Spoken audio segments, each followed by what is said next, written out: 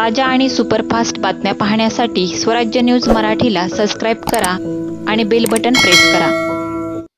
उमेद अभियानांतर्गत सोलापूर जिल्ह्यातील 7 तालुक्यातील प्रत्येकी 1 ग्राम संघाला ड्रोनचे वाटप करण्यात आले। त्या संघाच्या ड्रोन दीदी व सहाय्यक अशा 14 जणांचे प्रशिक्षण पूर्ण झाले आहे। त्यामुळे आता जिल्ह्यात शेती फवारणीची कामे ड्रोनद्वारे सुरू होणार आहेत।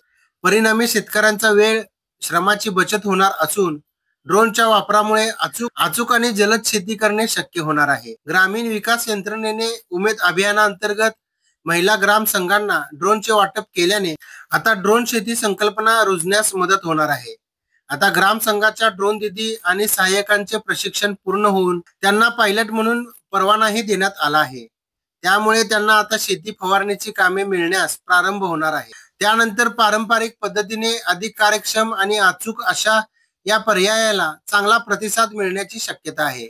शेतीत ड्रोनच्या मदतीने फवारणी, सर्वेक्षण आणि इतर कामे करता येतात। या पद्धतीत अचूकता आणि सर्वत्र समान प्रमाणात फवारणीमुळे उत्पादनाचा दर्जाही सारखा राहतो व खर्चातही बचत होते। ड्रोनची किंमत 6 ते 15 लाखांहून अधिक असते। ड्रोनची क्षमता, उपकरणे व वैशिष्ट्यांवर त्याची किंमत अवलंबून असते। उदाहरणार्थ 20 लिटर क्षमतेचा कृषी फवारणी ड्रोन 8 लाखांपर्यंत मिळू शकतो। केंद्र व राज्य सरकारच्या अनुदानामुळे शेतकऱ्यांना 4 ते 5 लाखाची आर्थिक मदत मिळू शकते। शेतकरी उत्पादक कंपन्या, शेतकरी सहकारी संस्था, कृषी पदवीधर व अनुसूचित जाती जमातीतील शेतकऱ्यांना अधिक अनुदान मिळू शकते। यासाठी महाडीबीटी पोर्टलवर अर्ज करता येतो। उमेदमुळे जिल्ह्यातील अक्कलकोट, उत्तर सोलापूर, सांगोला, पंढरपूर, माढा, करमाळा व मोहोळ या तालुक्यात आता ड्रोन शेतीचा अवलंब होणार आहे। आता भाजीपाला, फळ पिकांसाठी त्याचा वापर सुरू होईल। खरीप पिकात त्याचा मोठ्या प्रमाणात वापर होईल। पुण्यातील कंपनीत आम्हाला 8 दिवसांचे प्रशिक्षण देण्यात आले।